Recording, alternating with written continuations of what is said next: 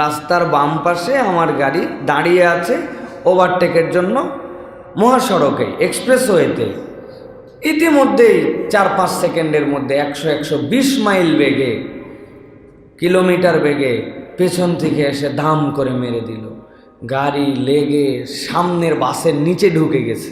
আমাদের কাছে যে ভিডিও আছে, আমরা কাউকে ব্লেম দিচ্ছি না, কিন্তু এই ভিডিও দেখলে আমার ওয়াইফ সহ সকলে বলছে যে গেমের মধ্যে যেরকম ট্র্যাকের মধ্যে থেকে একটা গাড়িকে পেছন থেকে মেরে সরায় দিয়ে জিততে চায়, ওই মারার ধরনটা দেখলে কোনো স্বাভাবিক মানুষ বলবে না যে এইটা একটা অ্যাক্সিডেন্ট। হয় সে মাতাল ছিল, অথবা সে এমনভাবে মারছে যেন আমরা মরে যাই।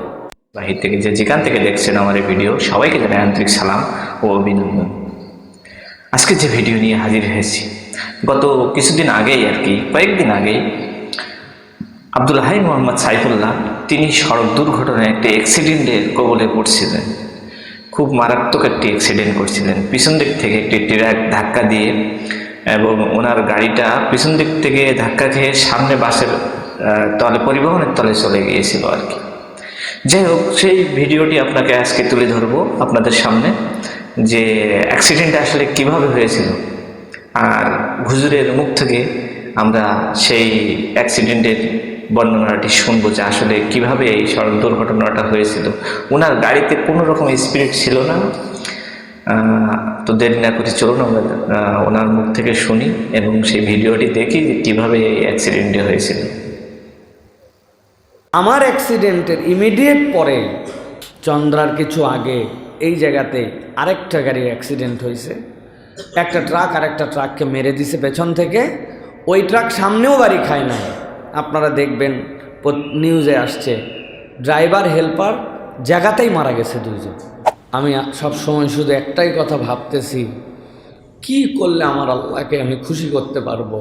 আল্লাহ রাব্বুল আলামিনের কাছে ব্যক্তিগতভাবে আমি কৃতজ্ঞ হচ্ছি যে আল্লাহ রাব্বুল আলামিন আবার আপনাদের সামনে আমাকে কথা বলার মতো পরিবেশ দিয়ে, আমাকে আল্লাহ রাব্বুল আলামিন তাঁর অশেষ কৃপায় নতুন একটি জীবন দান করে রব্বুল আলামিন আপনাদের সামনে হাজির করেছেন।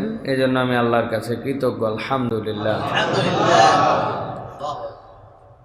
সত্যিকার কথা বলতে, আজকে আমাকে ডাক্তারদের যে পরামর্শ, সেই পরামর্শ অনুযায়ী আপাতত কথাবার্তা বন্ধ এবং আপাতত একটু রেস্টে থাকার জন্য বলা হয়েছে। কিন্তু আমি চিন্তা করলাম, যদিও সিজদা দিতে পারছি না, কিন্তু নামাজ তো পড়ছি, চিন্তা করলাম যে অন্তত পক্ষে আমার জুমার মুসল্লিদের সাথে যে অন্তত সালাতটা আদায় করি অন্তত। এই জন্যই মূলত আজকে মসজিদুল জুমা কমপ্লেক্সে এসেছি। আপনারা ইতিমধ্যে জেনেছেন, আলহামদুলিল্লাহ, আপনারা অনেক দোয়া করেছেন। দেশ বিদেশ থেকে, আমার মুসল্লি থেকে শুরু করে, চিনি না এরকম সংখ্যাই বেশি, কিন্তু সেই মানুষগুলো একজন মুমিন ভাই হিসাবে, একজন দাঈ হিসাবে আপনারা আমাকে যে ভালোবাসা দেখিয়েছেন, এটা আসলে এইরকম পরিবেশে আমি নিমজ্জিত না হলে হয়তো এটি আমি অনুভবই করতে পারতাম না, যে একটা মানুষ কতটুকু ভালোবাসা আপনারা দেখিয়েছেন। আমি জানি আমার ভুলে ভরা জীবন, আমার আচরণ, আমার কথাবার্তা, আমার বিভিন্ন ধরনের বিহেভিয়ারে অনেকেই কষ্ট পান নানান কারণে। আমি তার জন্য আপনাদের কাছে ক্ষমা চাই। কিন্তু এরপরেও আপনারা নিজ গুণে যে ভালোবাসাগুলি আমাদেরকে দেখিয়েছেন, যে দোয়া করেছেন, এটার জন্য আপনাদের কাছে কৃতজ্ঞ। দেশ বিদেশের সকল ভাই বোনের কাছে আমি কৃতজ্ঞ। আমি কিভাবে এই ঋণ শোধ করব, আমার তো ঋণ শোধ করার কিছু নাই, কিন্তু আমি আল্লাহর কাছে আপনাদের জন্য দোয়া করি, যারা আমার পরিবারের জন্য, আমাদের জন্য দোয়া করেছেন, আল্লাহ যেন সকলকে উত্তম বিনিময় দান করে। আমাদেরকে অনেকেই বলেছেন যে সাবধানে চলাফেরা করতে হবে, এত পরিমাণ প্রোগ্রামে যাওয়া আসা করেন, কিন্তু আসলে বাস্তবতাটা অনেকে অনুভব বা পুরোপুরি জানেন না। আসলে নিজের পক্ষ থেকে সাবধান হলেই সব সময় হয় না। রোডের যে বিষয়, এটার সাথে অনেক কিছু জড়িত থাকে।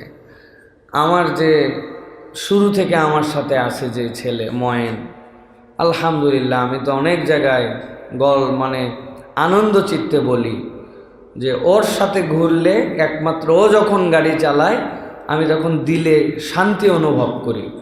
কারণ 4 বছর 5 বছর সে আমার সাথে, আমি জানি যে তার গাড়িটা কতটুকু কন্ট্রোলে। আলহামদুলিল্লাহ, ভুল সকলেরই হয়, কিন্তু আমার গাড়ি স্বাভাবিকভাবে আছে। সেখানে আমি একটা ওভারটেক করতে চাইলাম, সে অবস্থায় একটা বাস ওভারটেকের সুযোগ না দিয়ে হালকা চাপ দিল। ও আস্তে করে বাম পাশে এসে চিন্তা করলো যে আসলে আমার সেন্স ছিল না, অজ্ঞান হয়ে গিয়েছিলাম। পরবর্তীতে আমার কাছে যে ড্যাশ ক্যামের ভিডিও আছে, আমার কাছে সামনের ভিডিও পেছনের ভিডিও সব আমার কাছে আছে। তো সেইটাতে তখন দেখছি যে আমি ঘুমাই নাই, আসলে আমি তোর সাথে কথা বলছিলাম।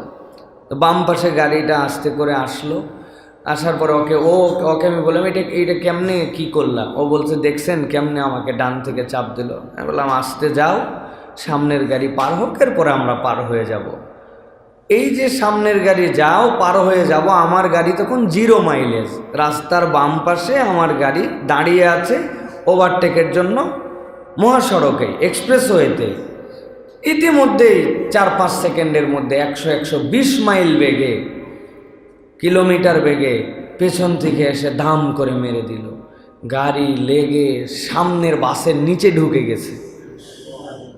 এখন সামনের বাসের নিচে যখন ঢুকছে, বাসাল আমার যতটুকু ধারণা সে চিন্তা করছে যে আমার দ্বারা কোনো ক্ষতি হলো কিনা, পেছনে লাগলে কোনো দোষ নাই, কিন্তু টেনশন তো আছে। সে তখন গাড়ির টান দিয়ে বের হয়ে চলে গেছে। আমার গাড়ির ডান পাশটা তখন ভেতরে ঢুকা।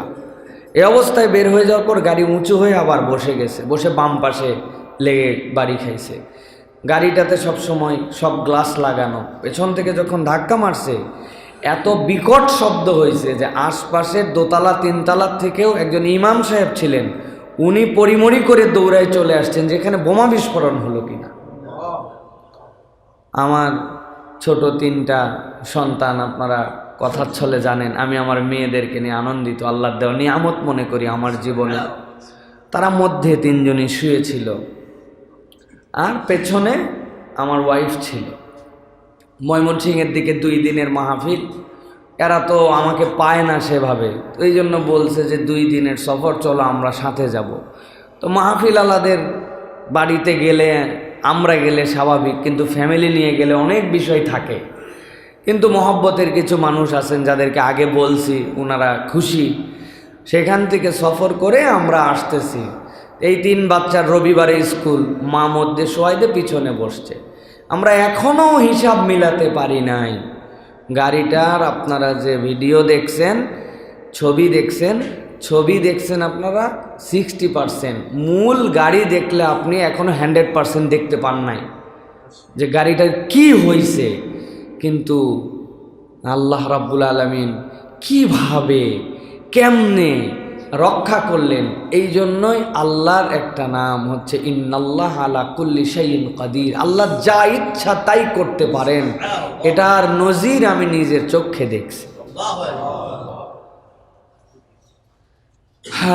বাথরুম থেকে বেরিয়েছে অজু করার পরে হাত এরকম করে, আমরা কনুয়ের পানি থাকে না, এই পানি আমাদের এক পরিচিত বাথরুমের সামনে পড়ে গেছে, অল্প একটু কনুয়ের পানি, নিজের পানি নিজে ফেলে খেয়াল করে নাই, মুছছে, পা মুছে সামনে গেছে, পিছলায় পড়ে গেছে। পিছলায় পড়ে এই নখ 3টা ভাঙছে, আর এই পিছনের এই হাড্ডি ভাঙছে। 1 বছর পঙ্গু হাসপাতালে, নিজের অজুর 3 ফোঁটা পানির নিজের বাড়িতে পিছলায় পড়ে। আর এইরকম 100 মাইল বেগে মারার পরে, সামনে পিছনে মুচড়ানোর পরে আল্লাহ রাব্বুল আলামিন এই যে 6টা মানুষকে নিখুঁত করে বের করছেন। ওইখানকার মানুষরা আসছে যে ভাই লাশ কয়টা বের করা হয়েছে আর কয়টা বের করা হয়নি। তখন দোকানদাররা বলতেছে লাশ কোথায়? এই যে ইনারাই তো ভিতরে ছিল, উনারা মাথায় হাত দিয়ে বসে পড়ছে। আল্লাহ রাব্বুল আলামিন যে দয়া করছেন এটা আসলে আমি সবসময় শুধু একটাই কথা ভাবতেছি, কি করলে আমার আল্লাহকে আমি খুশি করতে পারবো। লোকজন অনেকে আমার সাথে দেখা করতে আসছেন, অনেকে ভালোবাসা দিছেন। আমি বলছি যে আপনারা আমার অসুস্থতায় দেখতে আসেন নাই, আসলে এটা একটা জীবন পুনর্মিলনী। আল্লাহ রাব্বুল আলামিন আমাদেরকে হায়াত দিয়েছেন, আমি যেন বাকি জীবনটুকু নিরেট আল্লাহর জন্য ভয় ডরহীনভাবে সত্যের পক্ষে থেকে আল্লাহর দ্বীনের জন্য যেন আমি কাজ করতে পারি। আর আল্লাহ রাব্বুল আলামিন যেন আমাকে শাহাদাতের মৃত্যু নসিব করেন।